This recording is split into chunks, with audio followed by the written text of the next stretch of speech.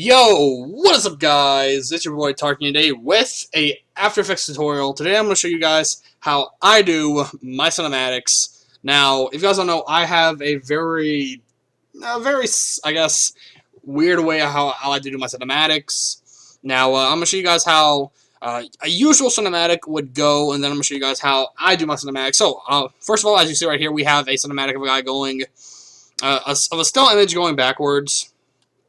Really just simple, as you can see here, just a guy, just hard scoping on somebody. So we're going to go ahead and do what we need to do, which is put in our color correction. Sorry guys, I'm making this tutorial with one arm since I broke my wrist, so if it's a little off, I do apologize, but Control V. Here's a color correction, little nice thing I'm making.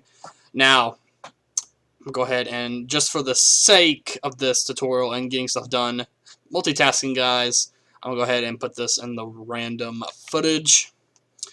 So what we're going to do here is, I don't know what that means, we're going to go ahead and take our cinematic and put it, there it goes, put our cinematic here, as you see right here. It's very simple. I think I might, do I have to, it's weird, I might have to scale up a little bit. See right here, it's kind of like popping out for some reason. Maybe I did. Let me see this. Did I mess something up right here? I didn't. That is awfully strange, but it doesn't matter. So, I'll scale it up later. We're going to do Control-Alt-T, and then we're just going to drag this towards the end of the beat of where we're singing our cinematic. Hit Control, or hit Alt, right bracket to trim this, just for neatness. Easy ease our cinematics. This is really a basic tutorial. So if you guys don't know your basic After Effects, you guys might not follow in, but I like doing my curves for my easy ease like this. And we need to scale this up. I'm going to scale this up to 105 because I'm about to add my shake and my real motion blur, and you can use whatever settings you want for this.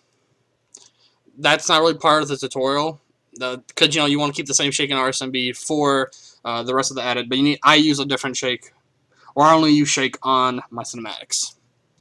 So we're gonna go ahead and ramp preview this, and once this thing ramp previews, I'm going to show you guys. Now, this is a basic cinematic. I'll show you guys how I do my actual cinematics once I show you guys this. Because this is kind of like the basics of editing cinematics.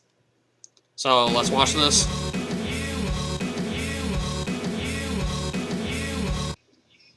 So, there's actually a little thing I'm going to add on to this that will kind of help. But, as you can see right here, it's really basic. So I'm going to show you guys how you add movement with a still image. So what you want to do is you want to bring up the scale to about a good 150. You're going to go to P for position, and you want to go here, and then you want to go to the end of the composition, and you want to drag it all the way here. Now you can do this for any direction. So if you want to like start here and end here, or just go back and forth, it really doesn't matter. I just like doing it like this. I usually switch it up depending on which way, but I usually either go opposite directions. But like I said, that's all for you guys to decide. Make sure that everything's still where it needs to be. And then you want to ramp preview this again. Now if you see, it's going a different direction whenever you see the cinematic.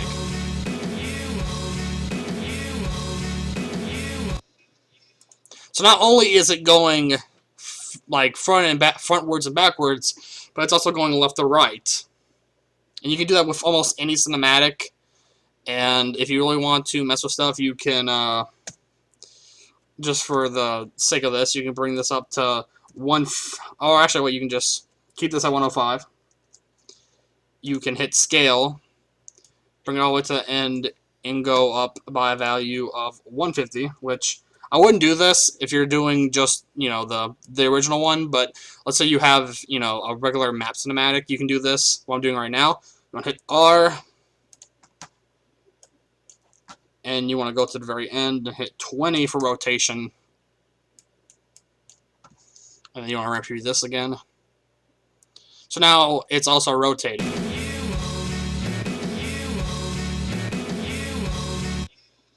And the reason why I wouldn't do this on this cinematic mostly is because it's already zoomed in a whole lot. And once you zoom in on a cinematic, you don't want to add more zoom. So really right now, this is at like 200 zoom once it gets here to like the final frame.